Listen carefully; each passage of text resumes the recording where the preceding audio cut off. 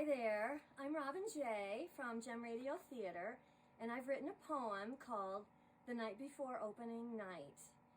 2020 has been a really difficult year for all things theater, and so hopefully theater's coming back in 2021, but I thought it would be appropriate for me to write a night before poem having to do with theater, so here it is.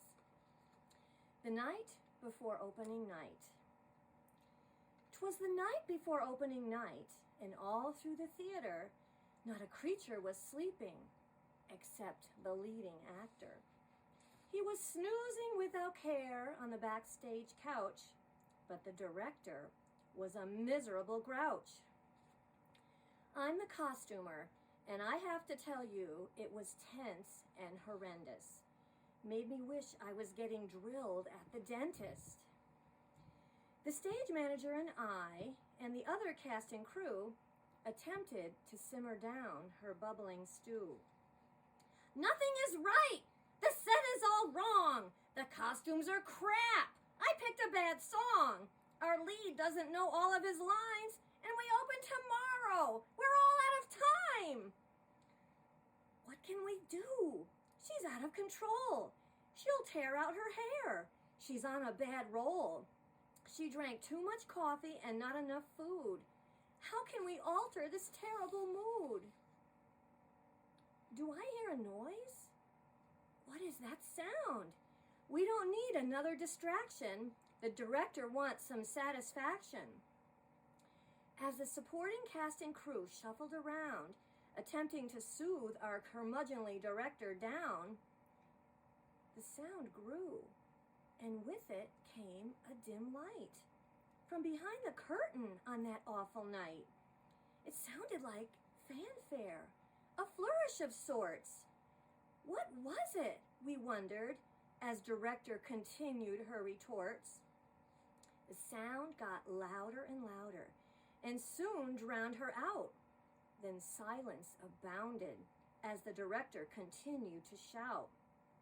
This is my show! I'm afraid it will rot. I'll be embarrassed and my reputation in shreds. And where is the lead? He'd better not still be in bed. Go wake him up, the miserable swine. Go over his lines. We're about out of time. Just then, the light grew, coming from stage right. What could it be? It got brighter and brighter, until we could barely see. We stood dumbfounded as the light grew bright. Then a tall figure emerged, and what a sight! He seemed 10 feet tall, with a tuxedo of blue and a top hat to match. We looked up at him, spellbound, even the director, who uttered not a sound. And then our guest spoke to us in the dead of this night. I'm here to save the show. I'm Saint Spotlight. We looked at each other, surprised and relieved. But what could be done? Were there tricks up his sleeve? Saint Spot took charge. He didn't hesitate. To the director he said, Rid yourself of that frown. Sit here and have some mulled wine. You need to calm down. You are the lead, and this is your team. You'll get nowhere if you continue to scream. Let the stage manager wrangle the crew.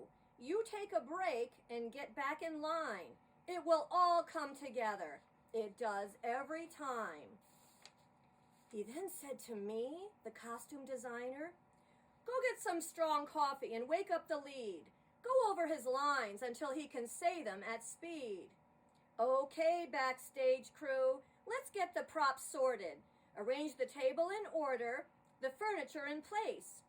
We want to see a smile on the director's face. He continued all night as the group worked together.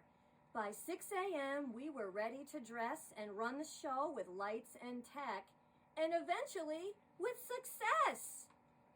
Our director to us apologized. The actors knew their lines, the lead was eventually wide awake, and the costumes were divine. By 10 a.m., we could take a break. Our production was ready for that night's premiere. Saint Spotlight had done his magic, and we were tired, but in good cheer. "You've got this now," Saint Spotlight said, and his light dimmed as he turned to go. But we heard him say, as he went backstage, "Now you're ready, so on with the show." Merry Christmas, everyone, and a Happy New Year.